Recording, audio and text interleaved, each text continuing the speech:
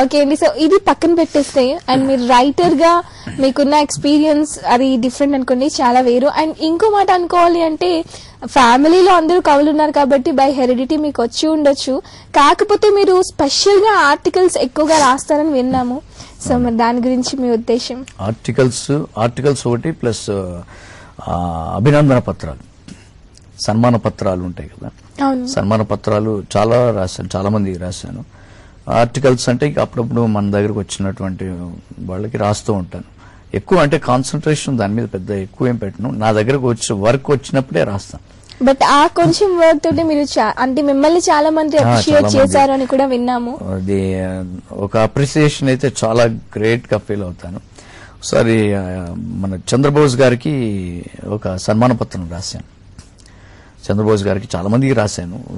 అయితే చంద్రబోస్ గారు సడన్ గా ఒకసారి ఫోన్ చేశారు నాకు.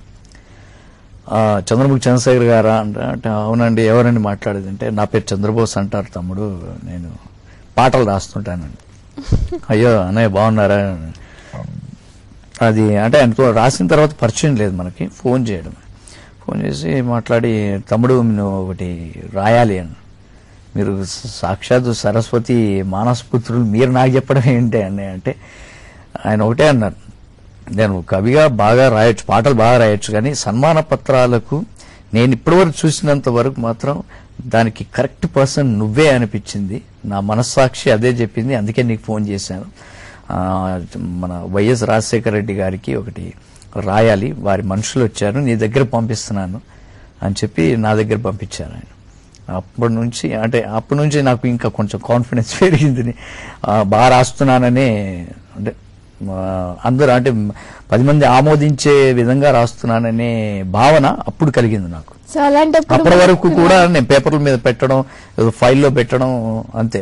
ఎవరైనా అడిగిన వాళ్ళకి రాసి ఇవ్వడం, వాళ్ళు బాగుందంటే, అంటే జనరల్ గా మన దగ్గర మామూలుగా జనరల్ పీపుల్ వస్తే మనం ఏదైనా రాసిస్తే నేనేమన్నా అనుకుంటారేమోనని ఏమనుకుంటే చెప్పకుండా వెళ్ళిపోవచ్చు, వాళ్ళ ఐటమ్ తీసుకొని మార్పులు చేర్పులు తర్వాత చేసుకుందాం. కానీ ఇలాంటి ఒక సెలబ్రిటీ పెద్ద వ్యక్తి అంత ఈజీగా వాళ్ళని ఒప్పుకోరు, అవతల వ్యక్తిని. కరెక్ట్ గా రాయగలిగితేనే, కరెక్ట్ గా మనం రాసింది కరెక్ట్ అయితేనే వాళ్ళు మనకి, అంటే ఆల్రెడీ హై పొజిషన్ లో యాక్సెప్ట్ చెయ్యరు. హై పొజిషన్ అని కాదు, అక్కడ ఆయన గ్రేట్ రైటర్, హై పొజిషన్ కంటే గ్రేట్ రైటర్ ఆయన. ఆ రంగంలో ఒక ఉన్నతమైనటువంటి స్థానంలో ఉన్నటువంటి వ్యక్తి. అలాంటి వ్యక్తి రాంగ్ సజెస్ట్ చేయడు వేరే వాళ్ళకి. నిజంగా ఆయన దగ్గరకు వచ్చి, అంటే అసలు యాక్చువల్ గా సన్మాన పత్రం వైఎస్ రాజశేఖర రెడ్డి గారికి రాయమని ఆయన దగ్గరకు వచ్చారు. చంద్రబోస్ గారు మీరు రాయండి అన్నప్పుడు ఆయన దగ్గరకు వచ్చిన వ్యక్తిని నా దగ్గరికి పంపించాడంటే అంటే చాలా గ్రేట్నెస్ అండి. ఆయన పక్క పాడేయచ్చు, కానీ ఆయనకు రాసింది గుర్తుపెట్టుకొని నన్ను ఎంక్వైరీ చేసి, అంటే ఆ ఆర్గనైజర్ కి ఫోన్ చేసి ఆ నెంబర్ తీసుకొని ఆయనే స్వయంగా, ఇక్కడ ఒకటి గ్రేట్నెస్ అండి, ఆయన గ్రేట్నెస్ ఏంటంటే ఆయనే స్వయంగా నాకు ఫోన్ చేయడం. ఆర్గనైజర్లకు చెప్పి వీళ్ళని అక్కడ పంపించవచ్చు, లేకపోతే నా నెంబర్ ఇచ్చి ఆయన్ని కాంటాక్ట్ చేయండి అని చెప్పచ్చు.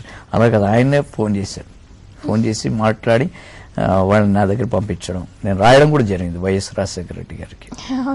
అది సన్మాన పత్రం ఇచ్చేటప్పుడు కూడా నన్ను రమ్మన్నారు, కానీ వీలు కాక వెళ్ళలేకపోయాం అప్పుడు. ఓకే చంద్రశేఖర్ గారు, మరి ఇంత మంచి టాలెంట్ ఉన్న మీ మెయిన్ ఎయిమ్ ఏంటి?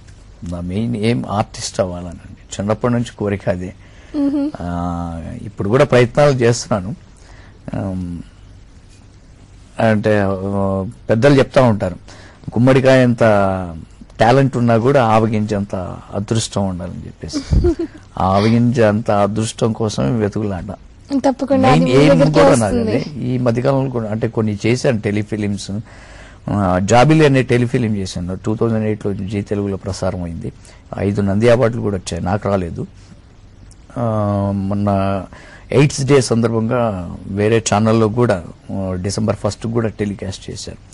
వేరే వేరే చిన్న చిన్న ఎపిసోడ్స్ అవి చేశాను. అయితే మెయిన్ గా ఆర్టిస్ట్ గా తప్పకుండా సక్సెస్ అవుతారు.